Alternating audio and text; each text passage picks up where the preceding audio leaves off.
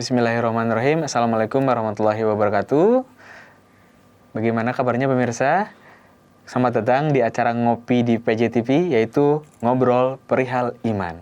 Nah, di program ini kita akan membicarakan seputar keimanan, keislaman, tapi dengan santai. Nah, kali ini saya sudah duduk bersama Ustadz Heri Effendi LC. Beliau seorang da'i, juga seorang founder dari Hasbi Quran. Assalamualaikum, Ustadz. Waalaikumsalam warahmatullahi Sehat, Ustadz ya? wabarakatuh. Alhamdulillah. Insyaallah. Nah, pada kesempatan kali ini kita akan berbincang-bincang mengenai Rasulullah yang mencintai negeri Palestina dan negeri Syam, Ustaz. Insyaallah, Ustaz ya. Ya. Nah, kita tahu bahwa Rasul tuh pernah diberangkatkan, Ustaz ya, pada Isra Mi'raj ke Palestina.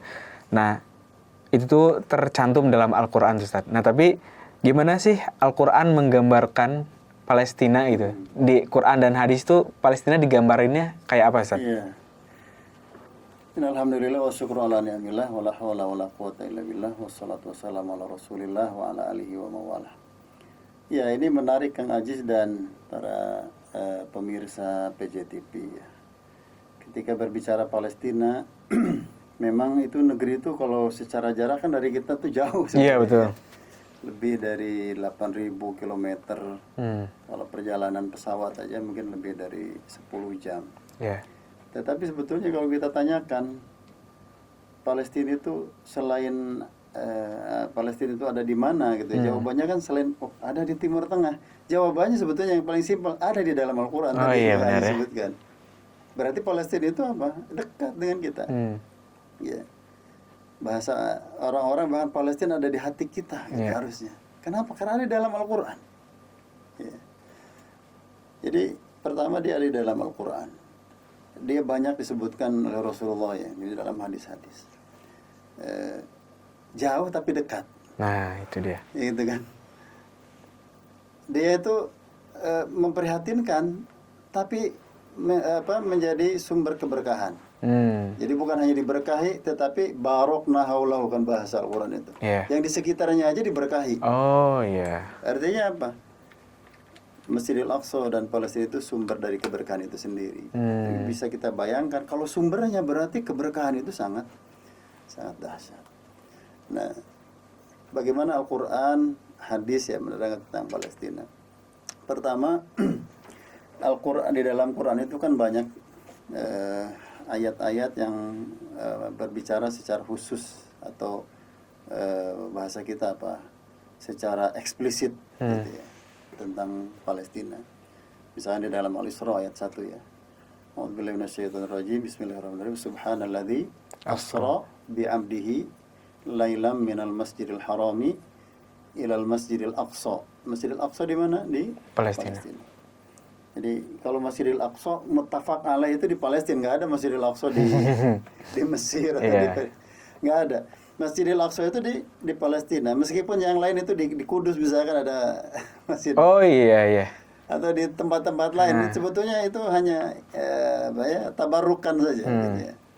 Ngambil berkah juga agar jamaah kaum muslimin di sini juga mengenal gitu lebih dekat. Tetapi yang disepakati itu adalah di Palestina ya. Alladzi barakna haulahu. Di ayat itu Allah menyebutkan minal masjidil haram lewat saja ya. Tetapi ilal masjidil aqsa itu disifati. Seolah-olah Allah ingin mengajak ya kita kaum muslimin semuanya untuk betul-betul tertanam dalam benak kita itu bahwa Masjidil Aqsa ya, itu sifat itu untuk Masjidil Aqsa. Itu adalah masjid yang diberkahi, ya, wilayah yang di sekitarnya itu jadi wilayah yang diberkahi. Apakah hanya di ayat itu? Ayatnya sangat banyak sekali, gitu ya, berbicara tentang ayat-ayat Al-Quran yang berbicara tentang Palestina, Masjidil Aqsa, negeri Syam, ya.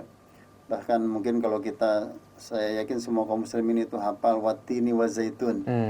Ya. Sekilas itu kan yang pahamnya demi buah tin dan buah zaitun. Demi buah zaitun. Tapi kalau lihat di buku-buku tafsir, watini ya, demi misalkan Damaskus, wa zaituni demi Baitul Maqdis, gitu. Atau Palestina. Coba kita buka tafsirnya kan penjelasan seperti itu ya. Terus wa najainahu wa Lutan, dan kami selamatkan ya Nabi Ibrahim, wa Lutan dan Nabi Lut ya. Ilal ardi lati barakna fiha lil alamin. Ke satu negeri itu diberkahi untuk seluruh alam. Jadi banyak sekali, belum kisah Nabi Musa ya, kisah Nabi Sulaiman, Nabi Daud, semuanya ya. Para ulama atau sebagian ulama bahkan mengatakan Palestina Al-Quran itu sebagian besar itu Falestini katanya. Ni ya, ni itu artinya apa? Backgroundnya orang-orang yang dikisahkan itu adalah orang-orang Palestina. Gitu. Iya. Kejadian dan seterusnya. Jadi subhanallah, itu satu sisi ya di dalam Quran. Kemudian di dalam hadis banyak para ulama menulis tentang hadis-hadis yang langsung berbicara tentang Palestina. Misalkan 40 hadis ya tentang Palestina, 40 hadis tentang Baitul Maqdis. Apakah hanya 40 hadis? Tentu saja enggak, sangat banyak. Ya, sangat banyak. Jadi bicara tentang negeri Syam, tentang Palestina, maka kita akan berbicara tentang ayat-ayat Al-Quran. Kita akan berbicara tentang hadis-hadis. Inilah barangkali hikmah Allah Subhanahu wa taala, dan begitu juga Rasulnya ya.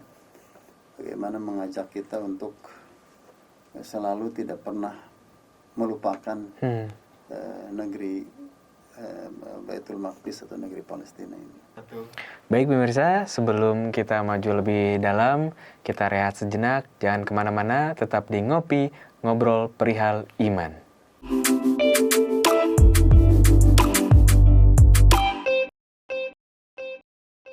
Baik pemirsa PJTV, kita kembali lagi di Ngopi, Ngobrol Perihal Iman. Kita akan melanjutkan bincang-bincang bersama Ustadz Heri.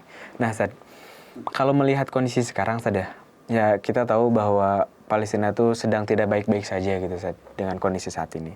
Nah kalau boleh tahu sih Ustadz, Palestina itu dulu nih sebelum datangnya Nabi atau Rasulullah Muhammad, itu kondisinya kayak gimana Ustadz?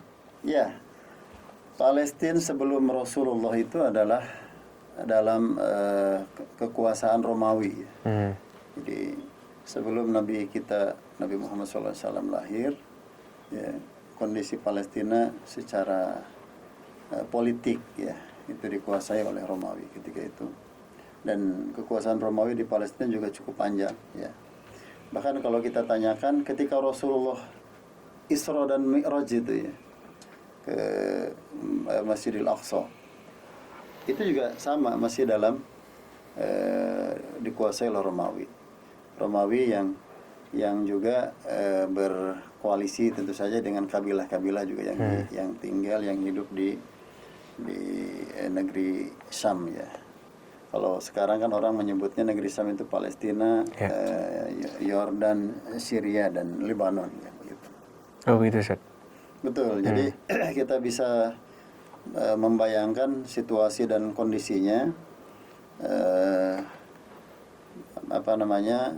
bahwa apakah masih ada ajaran tauhid misalkan di Palestina peninggalan dari para nabi. Wallahu a'lam, mungkin masih ada orang-orang yang mengikuti ajaran itu, tetapi secara umum gitu ya. Dikuasai oleh tadi secara umum Romawi yang secara agama Kristen ya. Nasrani. Baik. Nah, Ustaz, kita tadi di awal sempat menyinggung juga tuh Ustaz, tentang Isra Mi'raj. Nah, sebetulnya Rasulullah itu selain pas Isra Mi'raj pernah juga nggak Ustaz ke Palestina? Ya. Rasulullah sebelum Isra Mi'raj itu pernah. Kan dalam Sirah Nabawiyah disebutkan bahwa Rasulullah di umur 12 tahun ya. Oh, itu ikut sudah mulai ikut dalam perjalanan niaga perdagangan dengan pamannya. Oh. Nah, perjalanan dagang itu kemana ya? Ke negeri Syam itu. Ya, negeri Syam itu kemana? Ada yang mengatakan ke Syria. Bahkan dalam penuturan sebagian ahli sejarah ada perjalanan yang ke Gaza. Karena Gaza juga waktu itu sudah menjadi pusat perdagangan. Ya. Jadi sebelum kunjungan Isra Mi'raj ya, Rasulullah pernah mungkin lebih dari sekali kalau dari beberapa penjelasan tadi itu, ke negeri Syam, bahkan secara definitif ada yang mengatakan ke Gaza, seperti ke Palestina. Nah, itu perjalanan yang cukup jauh. Iya. Jadi kalau beliau tinggal di Mekah masa kecilnya, untuk menyentuh ke Gaza itu lebih dari 1000 kilometer. Ya, dan kita bisa bayangkannya, bukan ya, mungkin kalau jamaah ya pemirsa PJTV ini ada yang pernah haji dan umroh, kita bisa merasakan itu bagaimana perjalanan misalkan dari Madinah ke Mekah ya, atau Mekah ke Madinah. Tapi perjalanan dari Mekah ke Gaza itu kondisi alamnya berbeda-beda, bukan hanya seperti itu, bukan hanya sebagaimana hijrahnya Nabi gitu dari Mekah ke Madinah. Berarti perjalanan masa kecil Rasul ke Palestina itu lebih dahsyat lagi, ke negeri Syam itu. Karena kondisi geografi setiap negara yang dilewati itu beda-beda mungkin. Satu itu, yang kedua dia lebih jauh kan. Ya bisa lebih jauh 4-5 kali lipat dari perjalanan hijrah itu. Jadi kita bisa bayangkan ya, hikmah ilahiyah apa yang Allah tanamkan ya pada diri seorang Rasulullah, dan ketika itu kan masih kecil. Ya, ketika masih umur 12-an tahun. Berarti kalau sejak beliau ditasbihkan sebagai nabi dan rasul itu ada peristiwa beliau ke sana nggak, Ustaz? Ke Palestina selain Isra Mi'raj itu. Selain yang perjalanan dagang tadi. Ketika perjalanan dagang tidak banyak disebutkan ya. Tidak disebutkan bahwa Rasulullah pernah ke Palestina kecuali di peristiwa Isra dan Mi'raj. Oke, baik. Nah, Ustaz, kalau tidak salah nih, perang salib itu kan terjadinya di sana juga, Ustaz ya. Nah, pas zaman Rasulullah ada nggak sih, Ustaz, upaya-upaya untuk membebaskan? Kan tadi sudah disebutkan bahwa Palestina itu dikuasai oleh Romawi gitu. Iya. Nah, itu pas zaman Rasulullah ada nggak? Di zaman Rasul, Rasul secara kan kalau upaya pembebasan itu ya disebut, kalau Rasul ikut langsung terlibat namanya Ghazwah. Tetapi di selain Ghazwah, Rasul juga mengutus Sariyah ya, ada kelompok kaum muslimin yang diutus untuk apakah mengetahui kondisi tertentu atau menyelesaikan masalah-masalah di tempat-tempat yang barangkali skalanya lebih kecil. Dalam Sirah Nabawiyah tidak disebutkan secara khusus bahwa Rasulullah langsung pernah terlibat dan memimpin pembebasan sampai ke negeri Palestina. Tetapi yang harus menjadi catatan kita bahwa Rasulullah di akhir hayatnya menyiapkan satu pasukan yang dipimpin oleh komandan termuda ketika itu, Usama bin Zaid. Anak umur baru lulusan SMA kalau di kita begitu. Ya kan? Kalau umur 18 tahun kan lulusan SMA. Iya, betul. Tapi memimpin sahabat-sahabat senior, termasuk sahabat Abu Bakar As-Siddiq, sahabat Umar bin Khattab ya. Nah, itu pasukan itu disiapkannya kemana? Disiapkannya justru untuk melakukan misi ke arah Masjidil Aqsa, ke arah negeri Syam itu kan. Nah, itu actionnya kalau dari sisi action gitu. Tapi selain itu ada lagi nggak? Misalkan isyarat Rasulullah tentang pembebasan Palestina. Ya, dikatakan di dalam hadis misalkan ketika beliau berbicara kepada sahabat Shaddad bin Aus ya. Rasul pernah menemukan Shaddad bin Aus ini mungkin kayak agak ngelamun gitu ya. Kata Rasulullah, "Kenapa kamu Shaddad?" "Ya Rasulullah," katanya. Kemudian kata Rasulullah menghibur sahabat Shaddad bin Aus ini. "Wahai Shaddad, kamu jangan murung, jangan bingung, karena kamu dan anak cucumu akan bisa membebaskan Baitul Maqdis dan kalian akan menjadi para pemimpinnya di sana." Gitu. Dan kuburan Shaddad bin Aus, sahabat Shaddad bin Aus ini kan ada di Palestina. Di dekat Masjidil Aqsa. Jadi ini salah satu isyarat-isyarat dari Rasulullah tentang bahwa Palestina itu akan ditaklukkan, ya, sebagaimana isyarat-isyarat yang lainnya di dalam hadis-hadis secara umum. Baik, Ustaz. Baik pemirsa, jangan kemana-mana dulu, kita akan masuk ke segmen terakhir. Kita akan gali lagi mengenai bagaimana Rasulullah SAW mencintai Palestina atau negeri Syam. Jangan kemana-mana, tetap di Ngopi, Ngobrol Perihal Iman.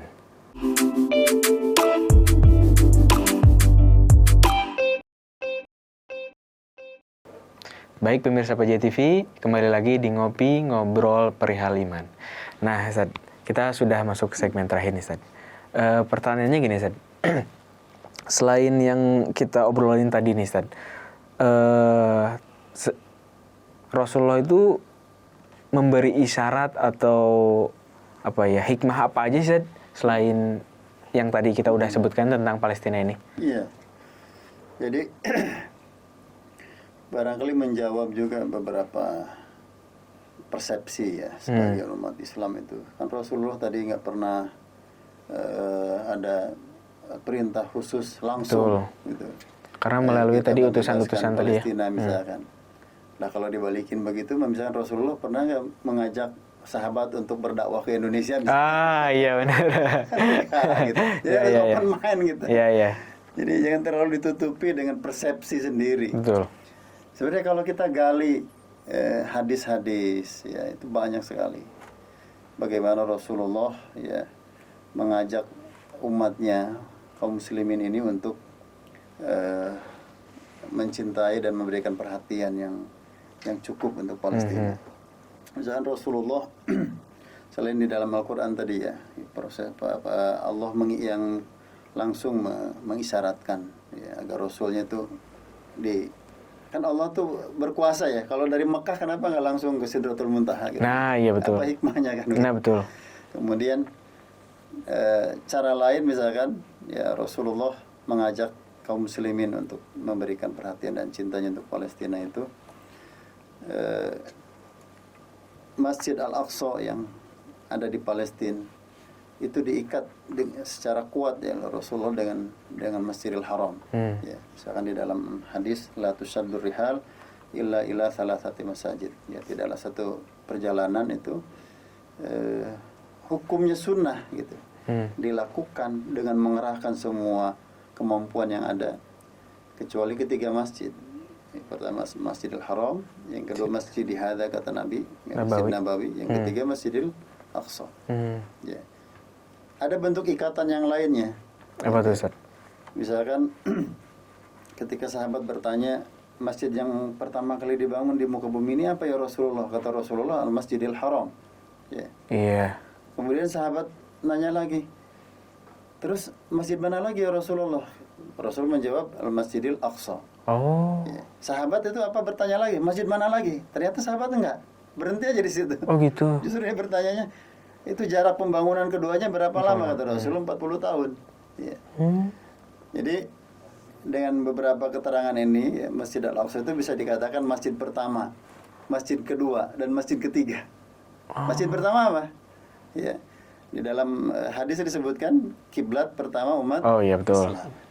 Kemudian masjid kedua yang pertama dibangun di muka bumi. Kemudian masjid ketiga adalah masjid yang oleh Rasul disunnahkan untuk kita mengunjunginya. Nah, pertama diikat ya. Kemudian yang kedua didoakan oleh Rasulullah.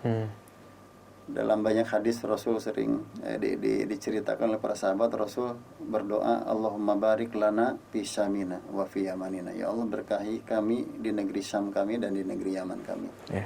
Ada sahabat interupsi, ya Rasulullah wa fi Najdina, di negeri Najd. Najd itu ya maksudnya Saudi Arabia yang sekarang kita kenal. Tapi Rasul, Allahumma barik lana fi Syamina wa fi Yamanina wa fi Najdina. Allahumma barik lana fi Syamina. Jadi sampai terakhir ya. Rasul tidak mengabulkan doa itu dan memprediksi bahwa di negeri-negeri itu ya akan ada fitnah lah begitu secara umum. Ya. Hal apa lagi tadi banyak ya, di antaranya kisah Shaddad bin Aus tadi ya. Kemudian dan kita juga tidak paham seberapa besar Rasul itu ya mencintakan para sahabatnya kepada Palestina, Masjidil Aqsa. Sampai-sampai keterangan tentang Palestina Masjidil Aqsa itu kadang-kadang datang dari pertanyaan seperti tadi itu. Pertanyaan sahabat. Iya. Gitu. Misalkan pertanyaan Sahabiyah Maimunah ya. Aftina fi Baitil Maqdis. Gitu. Jelaskan kepada kami tentang Baitul Maqdis, kan begitu ya. Kata Rasul Abdul Mahsyar wal Mansar dan seterusnya. Lalu di hadis itu dan di banyak hadis lainnya yang sejenis itu ya, Rasul memerintahkan mencintakan kaum muslimin untuk bisa mengunjunginya. Untuk apa? Sholat di situ, beribadah di situ. Kata para sahabat, kalau kami tidak bisa mengunjunginya Rasulullah, kata Rasulullah, ya kirim saja minyak ke sana. Artinya apa? Kirim bantuan agar Masjidil Aqsa tetap bisa dimakmurkan, dijaga, dirawat, agar masyarakatnya, umat yang terdekat di situ ya, bisa mewakili kita untuk menjaganya, barangkali seperti itu. Ya, ini isyarat-isyarat semua. Hikmahnya adalah ya kita gampang tentu saja mengambil hikmahnya, tentu saja agar semua kita tetap terikat, punya keterikatan, ya, punya kecintaan, punya perhatian, dan tentu saja agar kaum muslimin memiliki kontribusi ya, untuk memakmurkan Masjidil Aqsa, menjaga Masjidil Aqsa, dan saudara-saudara kita yang Allah takdirkan di Palestina ini masih dalam kondisi sangat sulit ya, hingga detik ini.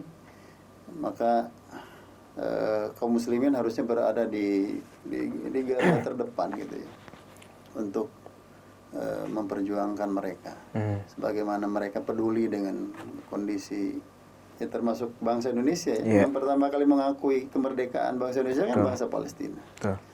Maka kita juga seyogianya gitu memiliki perhatian yang sama.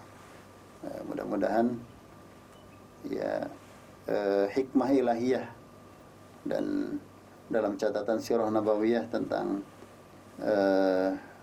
negeri Syam dan Palestina ini memberikan pengingat lah bagi kita ya, bahwa memang kita sibuk dengan urusan kehidupan masing-masing, itu dengan anak, dengan pekerjaan, dengan ini, tetapi nilai-nilai Islam, nilai-nilai tauhid, keimanan itu mengajarkan kepada kita tentang kepedulian, mengajarkan kepada kita tentang menjaga syiar-syiar agama ini, dan Al-Aqsa Palestina adalah bagian dari syiar itu ya.